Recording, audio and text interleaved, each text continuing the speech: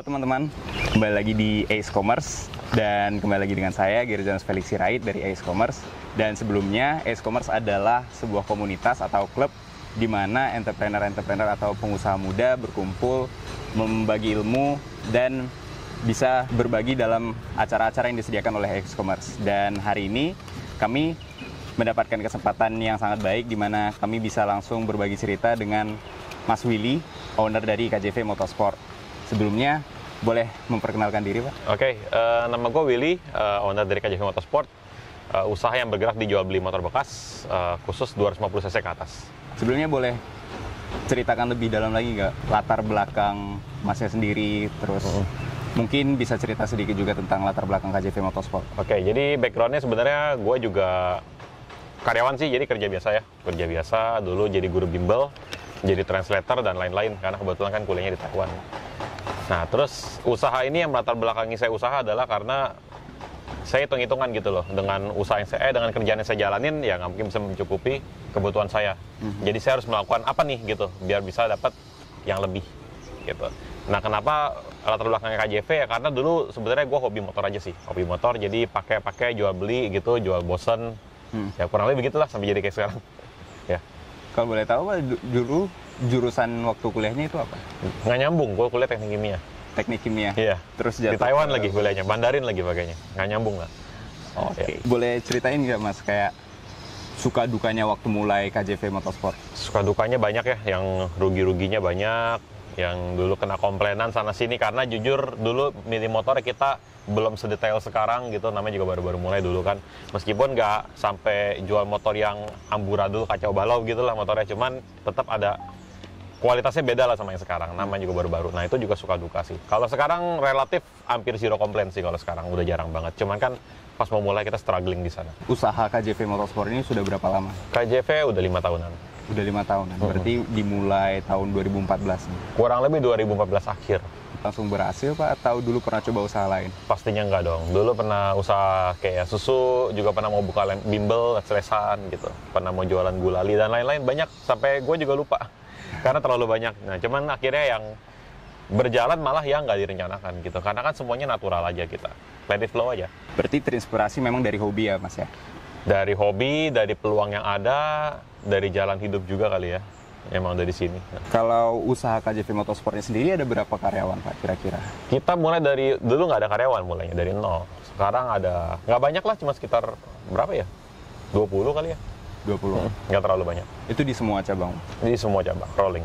Terus berarti masalahnya itu berupa komplain dari customer gitu ya? Kalau sekarang enggak, sekarang masalahnya lebih ke, bukan masalah kali ya, lebih banyak mikirin masalah ekspansi, lebih banyak mikirin masalah gimana caranya biar makin kualitasnya makin naik lagi, biar harganya bisa makin ditekan lagi. Karena kan kita berkomitmen KJV itu harga terbaik, kualitas terbaik. Itu komitmen kita dari dulu sih.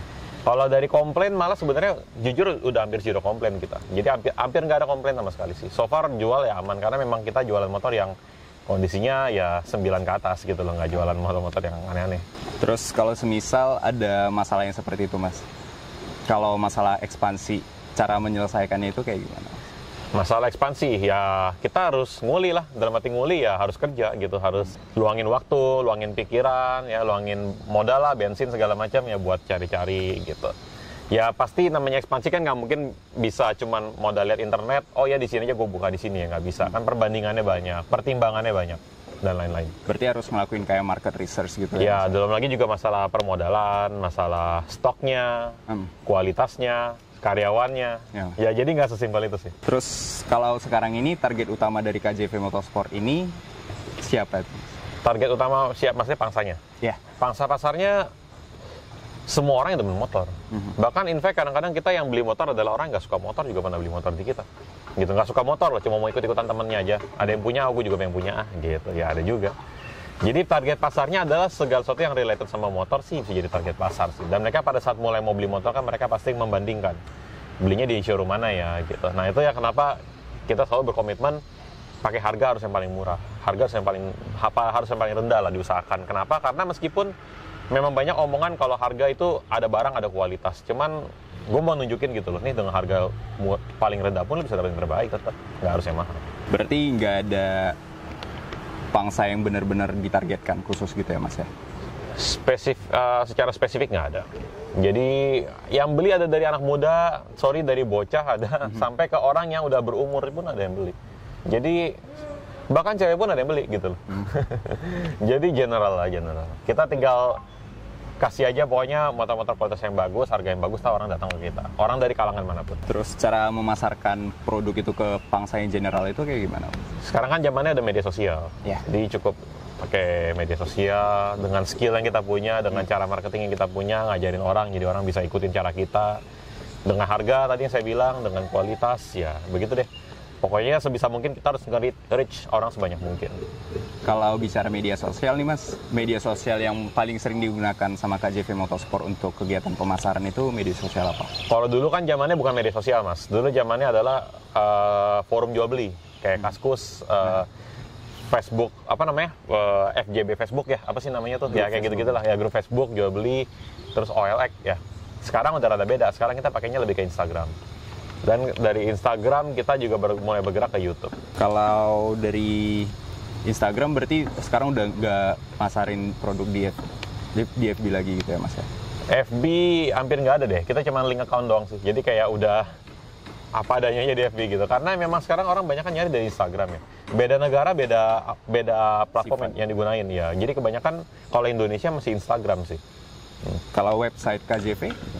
Website kita juga develop, kita juga update terus sebisa kita tetap update. Karena bagaimanapun website itu adalah toko kita di online. Tapi jujur dalam hal penjualan, saya nggak terlalu nargetin dari website. Website itu tetap disediakan, tetap diupdate, biar orang terinformasi. Tapi biasa, mostly kita jualan dari Instagram. Tapi ada departemen khusus dari KJV yang nge-handle? Ada, pasti. Ada tim-timnya masing-masing. Kegiatan yang paling sering dilakukan sama KJV Motorsport berarti sekarang lebih ke yang secara digital ya Pak? Tergantung, pemasaran digital. Tapi kalau dari service, quality ya offline dong. Pasti orang datang lihat motor cocok gitu ya. Itu kita jadi dua-duanya harus kuat sih. Di atas, di bawah harus kuat semua. Nggak mungkin dong kita kuat di atas. Pas orang datang belepotan di showroomnya, nggak ada yang berantakan lah gitu kan, nggak mungkin. Atau sebaliknya, kita punya tim sales terbaik, kita punya teman online-nya jelek ya, harus imbang ya. Boleh diceritain nggak itu Mas? Dari awalnya customer tertarik sampai akhirnya customer survei? Kita nggak pernah nanya secara spesifik ya, jadi dengan progresnya mereka seperti apa bisa akhirnya beli. Cuman ya kurang lebih lihat unit sih, lihat di Instagram, tertarik samperin.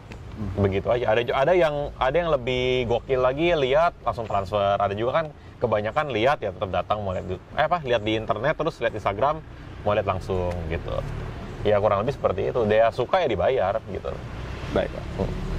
Kalau sampai sejauh ini produk motor yang seperti apa yang paling banyak diincar sama orang Mas? Kita main kan 250 cc, motostart di bawah 250. Tapi kurang lebih mostly di Indonesia sih motor 250 cc sih laku terus sih. Jadi kayak Kawasaki Ninja, Honda CBR, terus ada lagi R25 dari Yamaha, ya itu laku sih. Bahkan yang matic-maticnya sekelas X-Max, Forza, Ninja Mono, KTM Duke, itu juga laku dari KTM. Ya pokoknya semua merek yang beli mah ada aja. Cuman pasti kalau di Indonesia tetaplah orang ninja orang cinta ya. Masih ninja sih tetap. Ya. Oke Mas, kalau Masnya sendiri nih, paling suka motor yang mana? Jenis produk? Kalau gue jujur lihat motor yang cc-nya segitu, bahkan sampai 600 juga udah biasa banget ya. Jadi yang gue suka adalah yang lebih gede lagi sih. Karena memang hobinya, dulu 250, gue paling suka dulu Ninja FI, Ninja 250. Itu suka banget, berasa udah gagah banget lah pakai itu ya. Sekarang udah beda ya. Jadi kalau sekarang gue paling suka R1 sama H2 sih. Kalau motor-motor yang 250 ya udah biasa banget sih. R1 sama H2 ada Mas ini di rumah? Kemarin ada H2 udah laku. R1 pernah tahun lalu udah laku juga. Kita kan sambil jual lah ya. Kalau pakai terus lama sayang, mendingan diputar lagi aja. Ya, berarti tadi kan Masnya juga nyebutin tuh motostart. Berarti kalau dibedain ada Masnya jual yang 250 ke atas sama yang 150. Tuh. Apakah dari awal itu dimulai dari motostartnya atau langsung? Oh enggak, justru terbalik. Kita awal dari 250 cc. Cuma motostart itu ada karena gue melihat peluang masih bisa ada. Kok motor 150 cc itu belum ada loh yang trusted. Dalam arti 150 cc showroom ya showroom biasa gitu loh, yang nggak ada garansinya, nggak tahu quality controlnya seperti apa dan lain-lain. Jadi KJV hadir untuk memberikan solusi buat yang lagi cari 150 cc tapi pengennya harganya bagus, digaransi pula, yang kayak baru gitu loh. Nah kita ada.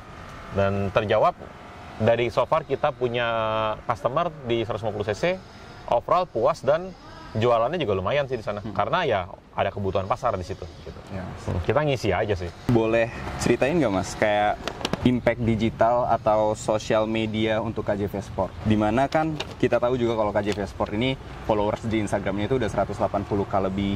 Satu hari udah pasti banyak postingan juga. Boleh ceritain nggak seberapa besar impact digital atau sosial media? Ya kita kan kalau impact sosial media itu kan ada reportnya ya, ada dia punya analitiknya. Kita tinggal lihat aja sih. Jadi dari situ berapa orang sih yang ngunjungin profil kita dalam sehari atau dalam seminggu. Terus engagementnya berapa dalam setiap post. Kalau melihat itu sih makin kesini makin naik ya. Jadi dalam artian sekecil apapun efek sosial media yang diberikan kepada kita itu sifatnya naik dan akan terus berkembang gitu loh. Tapi kalau boleh dibilang mungkin dari penjualan kita yang via sosial media tuh udah 70% lebih kali ya. Dan saya rasa agak cuma motor lah, banyak industri-industri lain kayak makanan, baju, sepatu yang terdorong banget dari sosial media. Jadi orang mau beli apa ya nggak harus ke tokonya lagi gitu loh. Jadi tinggal lihat aja. Yang toko yang lapak yang paling menarik di online itu yang disamperin itu, atau itu yang ditransfer gitu. Berarti memang udah bener-bener digital ya Mas ya? Hampir semuanya, tapi dibilang 100% digital, of course not. Kita punya banyak juga tim yang memang perannya di dunia offline. Kayak kita cari motor deh, kita mau isi stok. Mana mungkin isi stoknya pakai via sosial media. Isi stoknya kan pasti kita harus lihat langsung kondisinya. Entah kalau stoknya di foto bagus kita kasih di KJV dalamannya busuk gimana? Orang beli kita kena komplain ya kan? Kayak gitu. Nggak akan terlepas dari offline sih, tetap ada. Cuman mungkin dalam hal penjualan, marketing, pemasaran, basis followers ya sosial media. Kalau Masnya sendiri apa punya background pemasaran, background edukasi? Nggak ada. Nggak ada, berarti belajar marketingnya sendiri, pribadi, otodidak gitu ya Mas? Iya, dari berjalannya waktu lah, jadi tahu nih barang ini jualnya gimana, barang ini jualnya gimana gitu. Cuman sekali lagi balik, yang paling penting adalah kualitas barangnya bagus. Kalau misalnya barangnya jelek, kita jualnya juga nggak pede. Bener nggak sih? Jualnya kayak beban gitu loh, ke orang kesian yang beli barang gitu. Terus Mas, KJV Motorsport kan yang kayak Masnya bilang tadi, udah diketahui dengan produknya bagus, harganya pun bersaing. Bisa ceritain nggak Mas, gimana KJV bisa menyediakan harga sekompetitif itu? Tentunya dari tim yang nyari motornya berarti ya. Dari tim yang memang kerjanya hunting-hunting motor, terus kita juga survei harga pasar. Ya kalau harganya kita dari belinya ya udah nggak masuk ya jangan dibeli gitu. Berarti kan nggak bisa dijual lagi. Nah, kurang lebih seperti itu. Cuman balik lagi satu hal, nggak semua orang bisa lakuin hal ini kan. Ada juga orang kan kebanyakan maunya terima beres. Nah itu dia yang kita di KJV nih, kita benar-benar bantu nih. Jadi lu terima beres deh pokoknya. Lu pasti beli nggak akan dimahalin. Lu kita garansi barangnya lu kayak beli baru aja. Ya pokoknya begitu. Mau atau enggak, banyak kan sih orang mau gitu. Kalau garansi yang disediakan oleh KJV Motorsport itu Mas, boleh dijelasin nggak garansinya seperti Kita garansi kayak mesin bongkaran, motor bekas tabrakan, kilometer palsu, surat-surat.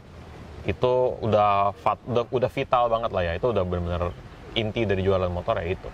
Karena kalau lu beli motor meskipun surat-suratnya asli, kilometernya asli, motornya nggak bekas tabrakan, tapi kalau mesinnya bekas dibongkar, itu udah nggak kayak beli motor baru lah dalam arti gitu. Motor bekas pasti ada minus, pasti ada minus. Cuman minusnya separah apa nih gitu. Kita juga beberapa kali jual motor yang jujur ya Mas, 100% nggak ada minus, juga pernah. Tapi tentu nggak munafik, kebanyakan motor bekas ya pasti ada minusnya sedikit-sedikit. Contoh kayak ada lecet tompel lah di mana gitu ya, kecil-kecil ya, biasa itu wajar dan kita pasti kasih tahu ke customer sih. Gitu. Dan memang seterbuka itu dengan customer ya Mas ya? Harus dong. Kalau nggak ada keterbukaan, gimana customer bisa percaya? Kita biasa malah yang mau transfer nih, kita nggak kasih dia transfer dulu. Kita foto dulu, nih Mas saya minusnya ini aja. Bisa dikonfirmasi ke yang pernah beli di luar kota, mungkin pernah ngalamin. Kita nggak kasih transfer dulu, kita foto dulu, Mas ya ini minusnya ini. Kalau kebetulan alhamdulillah memang nggak ada minus, ya udah Mas ini nggak ada minus, lo tinggal transfer aja, boleh aman. Tapi kalau ada kita foto-foto dulu. Nih minusnya ini ya. Oke, terima ya udah. Berarti Mas kalau bisa dirangkum lagi yang membedakan antara KJV Motorsport dengan dealer motor yang lainnya? Lebih ke integritas sih. Jadi kita dalam arti kita berusaha buat ngasih customer motor baru sih. Motor baru beneran. Jadi benar-benar yang hampir kayak baru deh, lu terima, gua garansi, gua kasih harga paling murah. Bedanya harganya aja, lu bisa ngirit puluhan juta daripada beli baru. Yang membedakan kita dari showroom lain juga harga jual, kualitas, garansi. Kita lagi, sekarang yang lagi gue usahakan adalah akses. Jadi kita berusaha banget jadi makin banyak gitu loh. Jadi orang yang mau akses KJV itu gampang. Karena showroom lain kan pasti kan cuma 1, 2, paling 1 gitu showroomnya. Susah buat diakses lah. Kita berusaha untuk mempermudah akses itu kepada calon customer dimanapun, daerah manapun dia berada, bahkan di luar kota. Ekspansi ya Mas? Iya, itu ekspansi, itu kuncinya. Rencananya mau buka di mana, kota apa aja Mas ke depannya? Belum bisa diomongin sekarang ya. Biasa gue karena kalau buka cabang kita biasa sifatnya sudden sih, dadakan. Oke, mungkin pertanyaan terakhir nih Mas. Jika Mas Willy itu bisa ngasih pesan untuk, ibaratkan ngasih pesan untuk Mas Willy yang umurnya 18 tahun mau buka usaha nih, pesan seperti apa yang Mas Willy bakal 18, oh maksudnya dulu gitu. Sebelum mulai usaha sih, selalu juga di sharing-sharing kan, kadang saya juga dipanggil ya buat jadi pembicara di mana gitu. Di kampus-kampus juga pernah. Selalu saya kasih saran cuma satu, saya malah fokusnya bukan ke cara dia buka usahanya Mas. Saya juga nggak fokus ke cara orang-orang untuk berwirausaha. Yang saya fokus adalah sebelum lu mulai usaha, pastikan lu punya hati dan jiwa yang bersih. Nggak ada dendam, nggak ada maksud jahat sama orang lain dalam usaha ini gitu. Itu yang pertama. Yang kedua, pastikan punya keuangan yang bersih. Dalam arti keuangan yang bersih adalah budgeting lo harus jelas, financial planning lo harus jelas. Itu sih Mas. Karena jujur aja kalau orang yang financial planningnya jelas, dia pasti akan lebih fokus dan lebih gampang buat bisa buka usaha. Karena banyak banget, saya juga ada dengar cerita banyak banget orang yang usaha, untung dikit dipakai semuanya, akhirnya jadi selama 10 tahun usaha nggak ada duitnya sama sekali. Ya itu kan berarti basicnya salah gitu loh. Ibarat mendirikan rumah di atas pasir. Ya kalau pasirnya goyang ya roboh semua rumahnya. Jadi mendingan hati jiwa yang bersih dan financial planning yang jelas. Kalau ilmu finansial kan panjang banget, nggak mungkin bisa saya sampaikan di sini. Cuman ya bisa searching sendiri. Apa sih financial planning itu kayak gimana sih? Financial yang sehat tuh kayak gimana sih? Nah itu belajar dulu aja. Kalau itu udah lancar, usaha sih gampang, jujur aja. In fact kita beli gerobak bakso satu, ya kan ya. Ada pegawai satu udah jadi pengusaha bakso kok. Gitu kan. Menjadi pengusaha sih gampang. Yang susah adalah maintain itu loh gitu. Dan jadi sukses dalam berusaha. Itu yang susah. Baik Mas, kalau gitu. Sekian Mas, kalau begitu terima kasih banyak Mas. Thank you. Ya.